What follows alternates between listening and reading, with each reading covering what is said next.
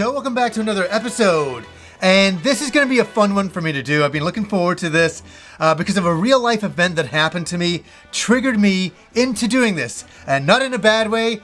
I saw a big topic here, and it's one that I want to jump into, and before I begin, I'm going to say to you guys out there, have you ever been recommended a game by a friend, family member, a YouTuber, somebody, and you played it, and you're like, I don't like this game. This game is not for me. And I'm talking about the retro variety, a retro game that somebody has recommended, one that is like in a top 10 list somewhere or something like that.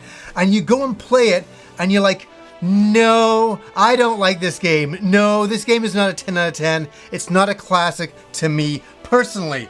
And I totally get it. And we're going to get into this. So what happened to me was very, very funny. And this is a few days ago now while I'm filming this. It was late at night. I'm getting ready to go to bed.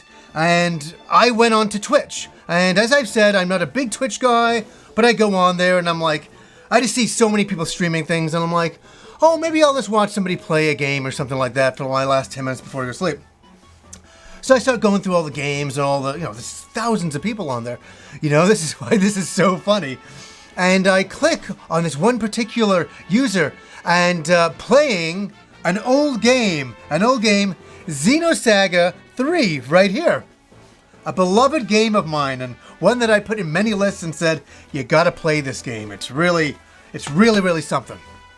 Great RPG on the PS2. One of the greatest, I think. It's up there.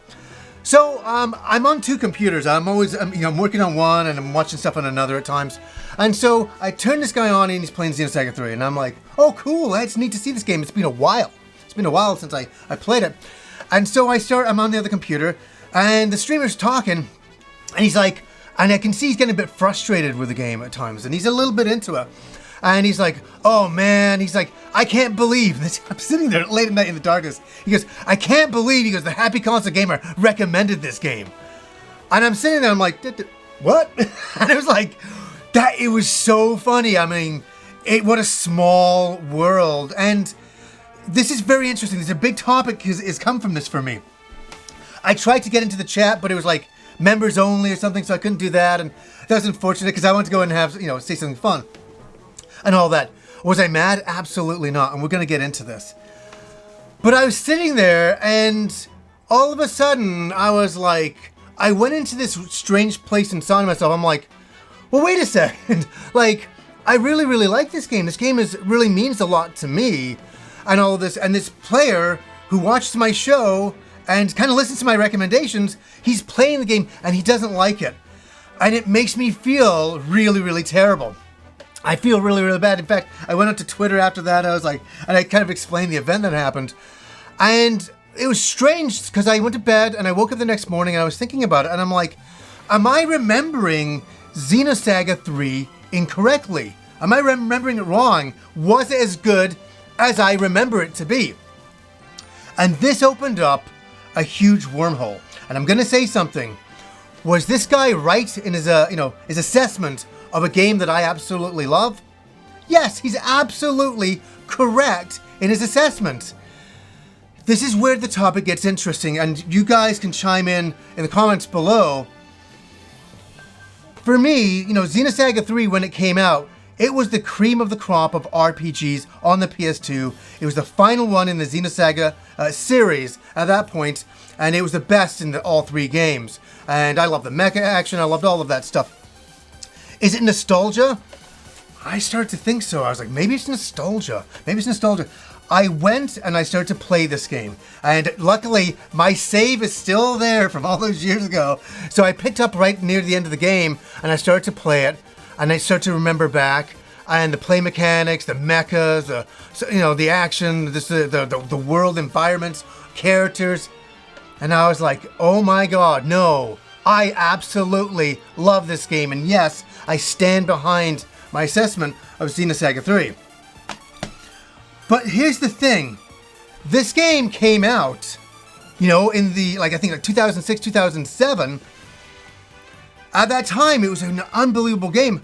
But think about how much has happened since then. how far we have gone into the future, how far we've gone with play mechanics, how things have changed and evolved. Graphics have evolved. Never mind as the play mechanics, graphics have gone to an unbelievable degree compared to the olden days. Like, great example, if you take Super Mario 2, randomly bringing this out, and compare it to Super Mario Odyssey. Both games are great, but things have changed and evolved. 2D, 3D. A lot's happened, right? Is Super Mario Bros. 2 still great? It is to me, but to somebody else, it may not be. And that's what I'm trying to say here, is that somebody coming in to playing a game now, if they've never played Xenosaga 3, they jump in and they're like, you know what?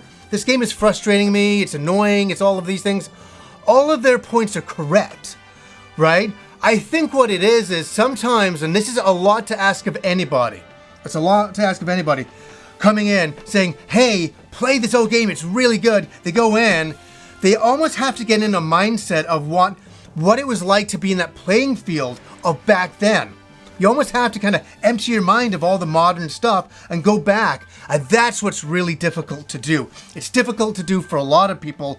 And since I was there from the beginning to now, I've seen the progression. So I've seen, like, the Xenosaga series, move into the Xenoblade Chronicles series. I know it's spiritual in association there, but you can see how things have changed. And I've gone with the changes over the years.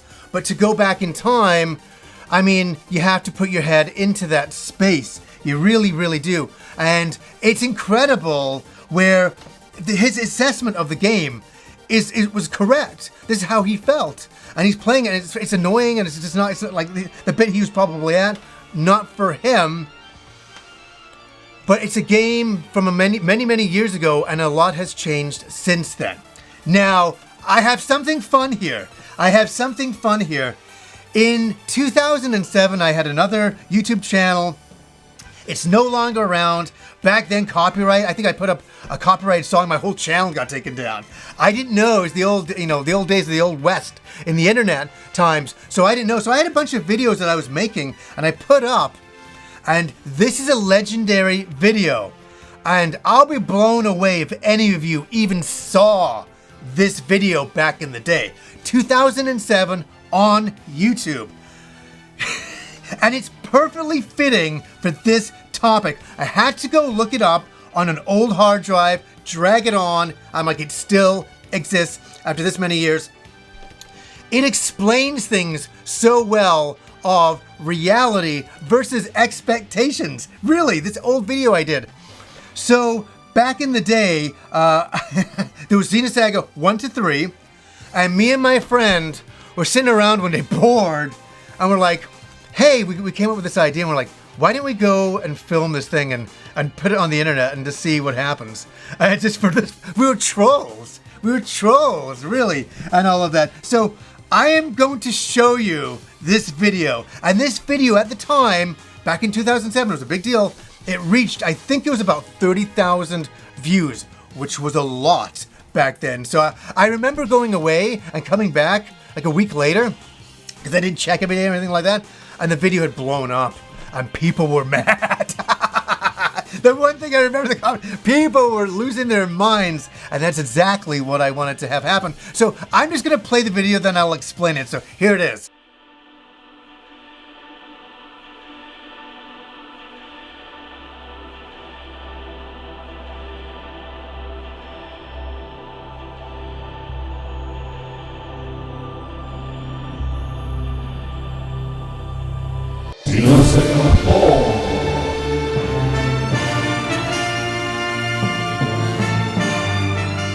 There you go. There's the video.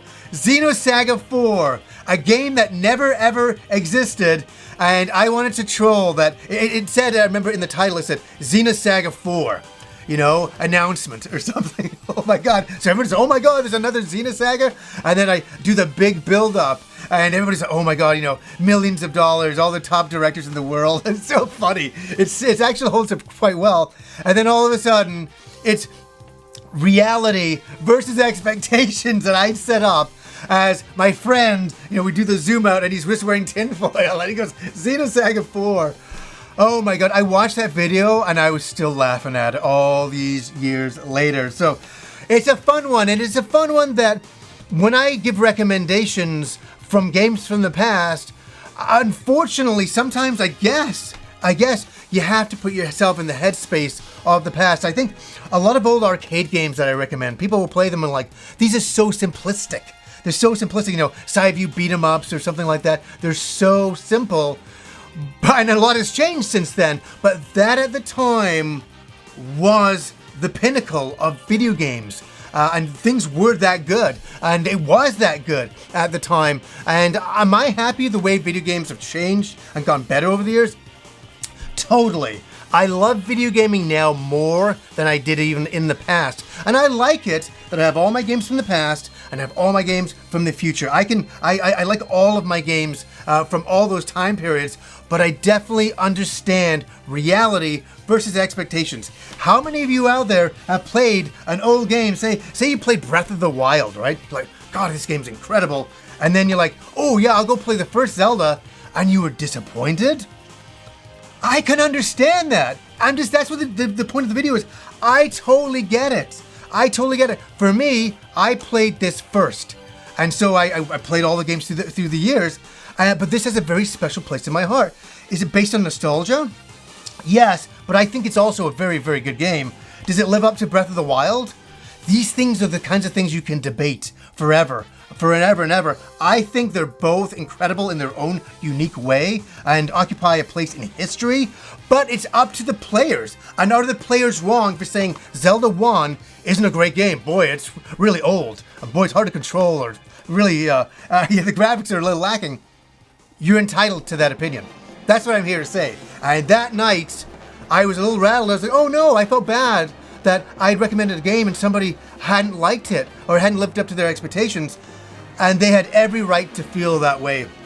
And that was the one thing that I was chuckling about over the next bunch of days. I was like, yeah, I mean, you can only say, recommend things and, put good things forth. And if people don't particularly love them, that's okay too.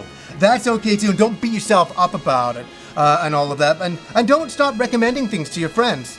Don't stop recommending things. Like, definitely say, hey, play this old game. Try it out at least. Give it a shot. And I give props to anybody who's watched any of my videos and has gone and played any of those games, played any of the Ys games. I'm not joking here, I get a little bit of shivers thinking about it, thinking that if I could make one person play Ys Books 1 and 2 and have that same feeling that I had, that's what it's all about. And sometimes it doesn't, match perfectly, but that's what you're always trying to do, and that's what I always try to do with this show. And yes, definitely, no hate to that person at all. Much love to them and all that, and much respect to them for their opinion. That is for sure. So anyways, guys, until next time.